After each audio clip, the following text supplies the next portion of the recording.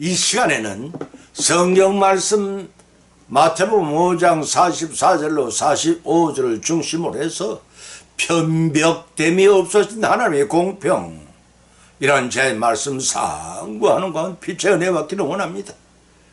디모데전서 5장 21절에 기록하기를 하나님과 그리스도 예수와 택하심을 받은 천사들 앞에서 내가 엄히 명하노니 너는 편견이 없이 이것들을 지켜 아무 일에도 편벽되이 하지 말며라고 하였습니다. 그런데 사람들은 편견을 갖고 곧잘 사람을 차별하는 경향이 있습니다. 우리 주변에서도 흔히 볼 수 있습니다. 어느 날이었습니다. 버스를 같이 탄 여행객들이 식당에 모여서 식사를 하고 있었습니다. 차가 출발하려면 시간이 많이 남아 서로 명함을 나누며 자기소개를 했습니다. 조그만 무역회사를 경영하고 있습니다. 매출액이 돼야 고작 몇 억밖에 안 됩니다. 아, 그러십니까? 저는 이제 겨우 국장입니다. 공무원 생활이 뻔한 것 아니겠습니까? 이와 같이 많은 사람들이 자기를 소개하는데 모두 국축한 사람들 뿐이었습니다. 그러던 중 마지막 맨 구석에 있는 사람이 말을 했습니다. 저는 운전을 하고 있습니다. 운수회사를 운영하시는군요. 아, 아닙니다. 월급적인 운전사입니다. 그러자 약속이나 한 듯이 일제히 고개를 돌렸습니다. 직업의 규칙은 없건만 그들은 운전사를 빼놓고 서로 명함을 교환하고 대화하며 웃음에 꽃이 만발했습니다. 그런데 시간이 되어도 차가 출발을 할 기미가 보이질 않았습니다. 모두 수군거리며 운전사를 찾습니다. 그때 구석에 있던 바로 그 운전사가 이렇게 말했습니다. 나를 찾을 필요가 없습니다. 오늘은 왠지 운전하고 싶은 생각이 나지를 않는군요 라고 하더랍니다. 이같이 편견은 차별을 낳고 차별은 적대감을 유발시킵니다. 오늘 이 시간은 차별이 없인 하나님, 편벽이 없이 공평하신 하나님 대해 성경에서 발표한 말씀 본문으로 상고하는 가운데 빛의 은혜 받고 복을 받는 귀한 시간이 되시기를 예수님의 이름으로 간절히 축원을 드립니다. 첫째는 하나님의 성품이 공평하십니다.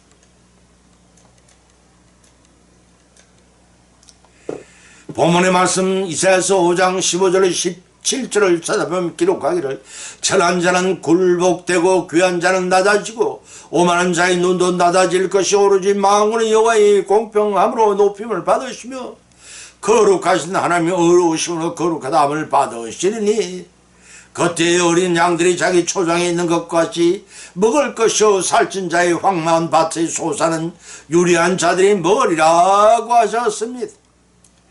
세상에는 홀로 완벽한 사람이 없습니다. 하나님께서 이 세상 사회를 만드실 때 서로 돕고 살도록 각 사람에게 한 가지씩의 달란트를 주셨기 때문입니다. 하루 24시간 공유하게 하셨으며 일하는 낮과 휴식을 취하는 밤을 똑같이 주셔서 살아가게 하십니다. 그런 하나님의 공평의 세상은 출애굽 이스라엘 백성들이 양식에 떨어졌을 때 밤사이 이슬처럼 만나는 데 되어 주심으로 나타내셨으니 더 많이 거둔 자나 적게 거둔 자나 한 오멜씩 부족함이 없도록 거두게 하셨습니다. 하나님은 공평히 자비하신 하나님이십니다. 여기서 공평은 히브리어로 미시파트라고 합니다. 재판하다 다스리다는 뜻을 동사인 쇠파트에서 파생된 명사로 본문에서는 공평으로 해석되고 있습니다. 구약에서는 400회나 사용될 정도로 중요한 단어입니다. 공평이란 단어는 이사야 당시는 하나님이 공의가 아닌 사람이 포악 히브리어 미스파흐로 대하였습니다. 오늘날 우리가 살아가는 현실 가운데 공평보다 여전히 포악이 난무하는 시대가 아니지. 우리는 이들도 모두 자신을 돌아보고 회개해야 할 것입니다. 그래 하나님의 진노가 임하지 않을 것입니다. 본문 말씀 15절에서 기록하길 천한 자는 굴복되고 귀한 자는 낮아지고 라고 하였습니다. 이는 이사야서 2장 11절 17절의 반복의 말씀입니다. 이 말씀 남유다가 바벨론 포로로 잡혀갈 것에 대한 예언으로서 유다의 모든 백성들은 지위 고아를 막노라고 비참하게 취급될 것임을 묘사한 말입니다. 하나님이 거룩한 백성이요 제사장 나라로 택감을 받은 이스라엘 족속에게 이러한 재난과 수모는 형언할 수 없는 비극과 충격이 아니라 할 수가 없었습니다. 이러한 비극적인 종말을 하나님 백성된 자들로서의 의무를 망각한 채 특구만 누리려는 몰지각한 오늘의 성도들에게도 큰 경고가 아닐 수가 없습니다. 본문 16절에는 망언의와 공평으로 높임을 받으시며 라고 하였습니다. 이 말씀 하나님께서 남유다를 심판하시는 목적이 무엇인가를 보여주고 계시는 말씀입니다. 하나님께서는 스스로 영광을 받으시는 분으로서 당신께서 하나님 계시를 택하신 자들을 구원하시는 사랑을 통해 나타내십니다. 동시에 완악한 범죄를 저지른 백성들에게 대해서는 철저한 심판을 통해 공평을 드러내어서 스스로 높임을 받으시는 분이심 따라서 거룩하신 하나님의 어려우심으로 거룩하다움을 받으시라고 있어야 선지자는 기록하고 있습니다. 거룩하시기 때문에 죄와 함께 공존할 수 없기에 택한 백성이 할지라도 회개하지 않고 지속적으로 죄를 지을 때는 어려운 심판을 내리십니다. 그러나 공평함을 줬고 순결한 순종의 삶을 사는 백성에겐 어린 양들이 자기 초장에 있는 같이 먹으리라 하고 본문 17절에서 말씀하고 계십니다. 이는 남은 자들에 대한 하나님의 축복이십니다. 이 말씀을 통해 깨닫게 되는 교훈은 죄에 대해서는 반드시 심판을 하시나 신실한 자에게 축복을 베푸시는 공의 하나님이심을 알 수가 있습니다. 공평한 하나님의 성품을 믿고 포악을 버리고 공평하고 순결한 신앙의 삶을 통해 심판 대신에 축복을 받으시니 우리 모두의 삶이 되시기를 축원드립니다. 두 번째는 악인과 선인으로 함께 돌보시며 공평하시다고 했습니다. 마태복음 5장 44절 5절 45절을 찾아보면 기록하기를 나는 너에게 이르노니 원수를 사랑하며 너희를 핍박하는 자를 위해 축복하라. 이같이 안적 하늘에 계신 너희 아버지야 아들이 되리니 이는 하나님이 그 해 태양을 악인과 선인에게 비추게 하시며 비를 의로운 자와 불의한 자에게 내리심이니라 하고 밝히고 계시니 본문 43절 48절에 걸친 말씀은 이웃사랑이 가는 것으로서 율법에 대한 세계관과 바리새인의 해석보다 훨씬 포괄적이고 엄격하다는 공통점을 지닙니다. 다시 말해 서기관들과 바리새인들은 율법의 의무에 중시하여 지극히 형식주의인 태도에 빠졌다면 예수님께서 율법의 참된 의무와 근본 정신을 강조했습니다. 그래야 마음 중심으로부터 우러난 순종의 자세로서 하나님의 계명을 준행하도록 교훈하고 있습니다. 따라서 예수님이 제시하시는 하나님 나라의 율법과 윤리는 겉으로 드러난 행동뿐 아니라 속에 감춰져 있는 생각과 그 행위의 결과와 그 마음의 동의를 훨씬 더 중요하게 여기고 있다는 것입니다. 때문에 예수님께서 맨 마지막 조항에 우리 이웃 사랑의 법을 교훈하셨습니다. 그것은 성도 최고의 윤리가 사랑이며 율법의 사랑이며 율법의 궁극적인 완성 역시 사랑에 의해 성취되기 때문인 것입니다. 따라 성도가 율법의 모든 조항을 열심히 준수할지라도 예수님께서 사랑으로 통치하시는 하나님 나라의 최고의 법을 지키지 않는다면 불법을 행한 자라 할 것입니다. 바리새인과 서기관처럼 형식적인 의와 수준에 불과할 것입니다. 인간은 다 같이 한 번 하나님의 창조되었기에 하나님과는 수직적인 관계를 형성하고 사람과 사람 사이에는 수평 관계를 가지고 더불어 살도록 섭리하셨습니다.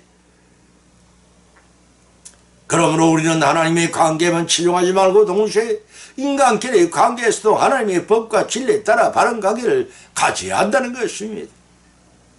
따라서 우리는 본문 말씀을 통해 크게 세 가지를 교훈받을 수가 있는데 그 첫 번째는 세상 사람들은 단지 남을 해치지 않기만 해도 스스로 선하다고 여기지만 적극적으로 이웃의 유익을 도모해야 비로소 하나님이 기뻐하시는 자가 될 수 있다는 사실을 명심해야 합니다.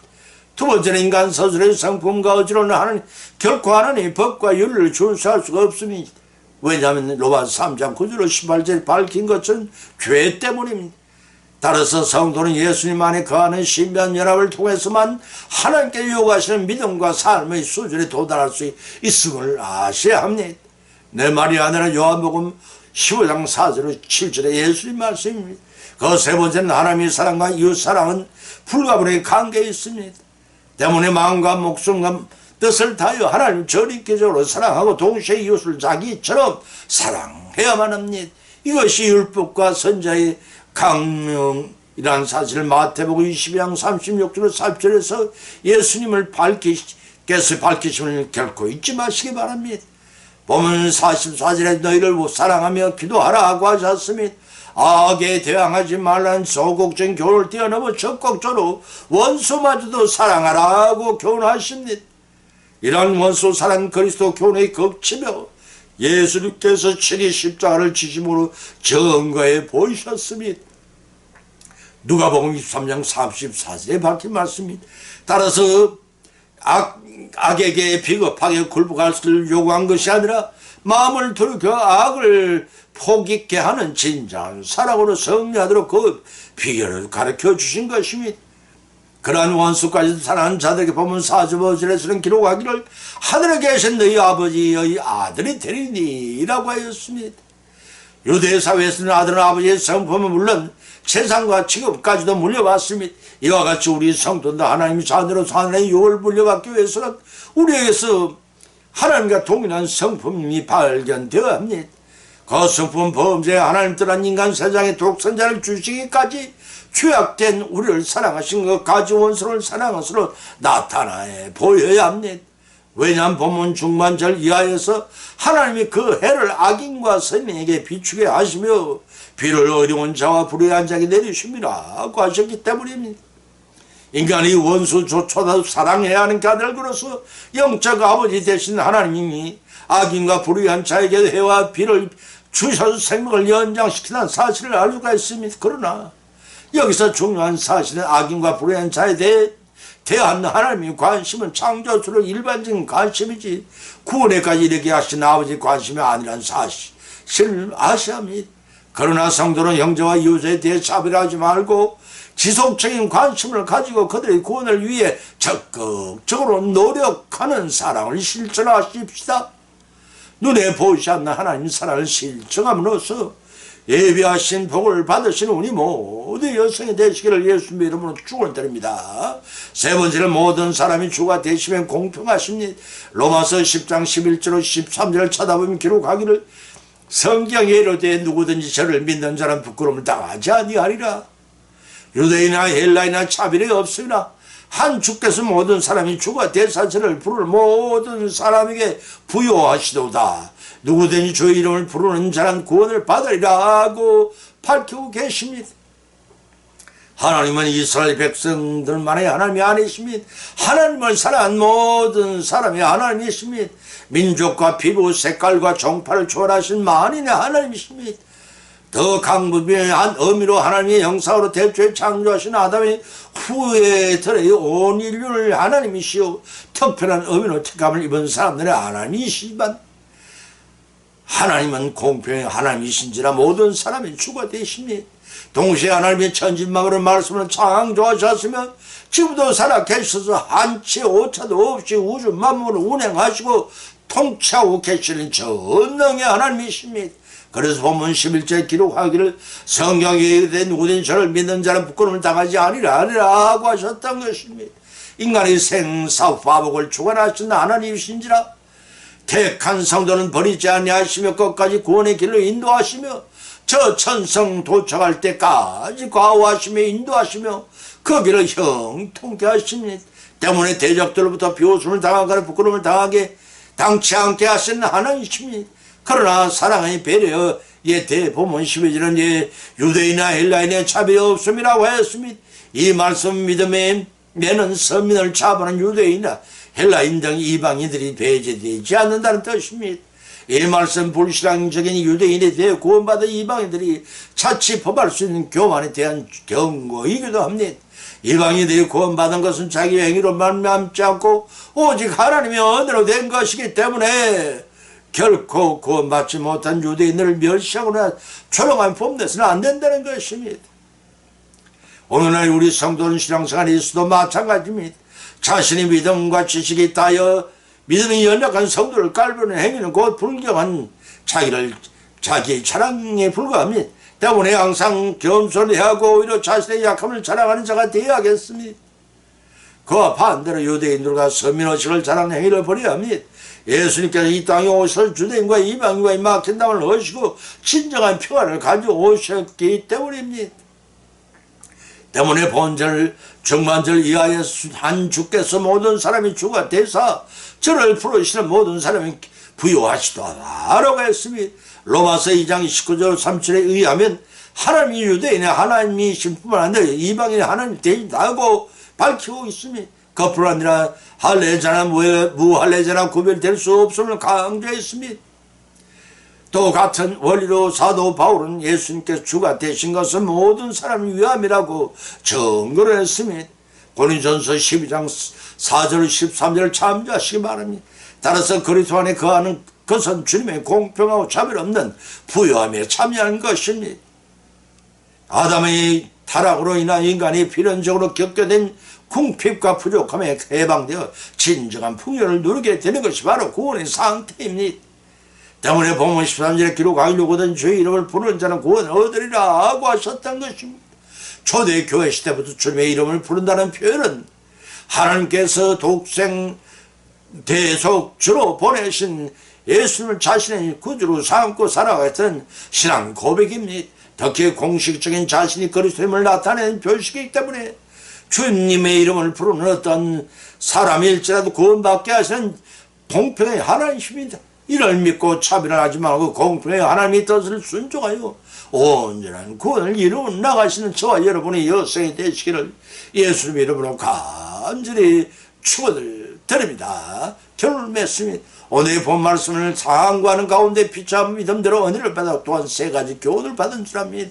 그 첫 번째는 편벽됨이 없이 공평하신 것은 하나님의 성품이십니다. 그 성품을 담고 따라 포악을 버리고 공평하고 성결한 삶을 통해 심판대의 대신에 축복을 받으신 우리 모두가 되라는 것입니다.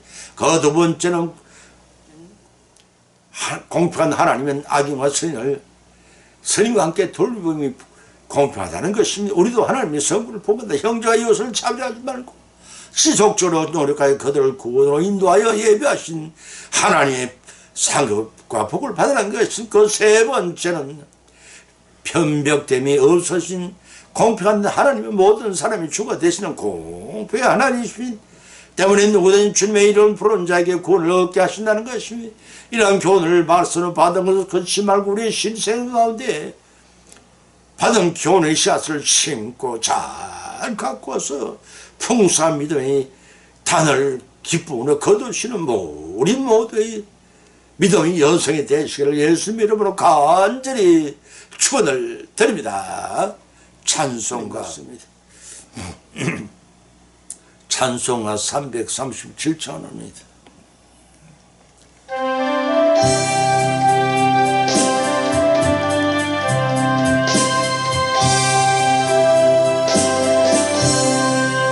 내 모든 시험 무거운 짐을 주 예수님 앞에 아뢰이며 근심의 사이 날 돌보사 내 근심 모두 맡으시네. 무거운 짐을 나 홀로 지고 견디다 못해 쓰러질 때 불쌍히 여겨 구원의 주님 은혜의 주님 오직 예수 내 모든 괴로움 닥치는 환란 주 예수님 앞에 아뢰이며 주께서 친히 날 구해주사 넓으신 사랑 베푸시네. 무거운 짐을 나 홀로 지고 견디다 못해 쓰러질 때 불쌍히 여겨 구원해 주님 은혜의 주님 오직 예수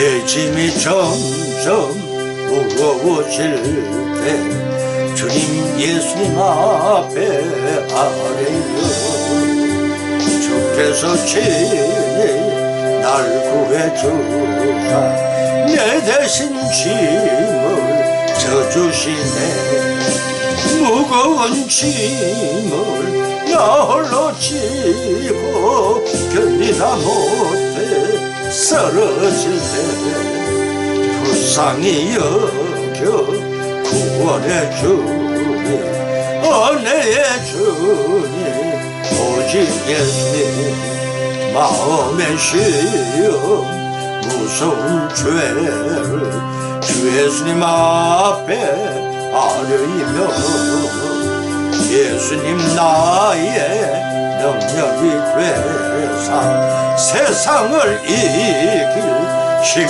주시네 무거운 짐을 나 홀로 지고 견디다 못해 쓰러질 때 불쌍히 여겨 구원해 주님 은혜의 주님 오직 예수님 아멘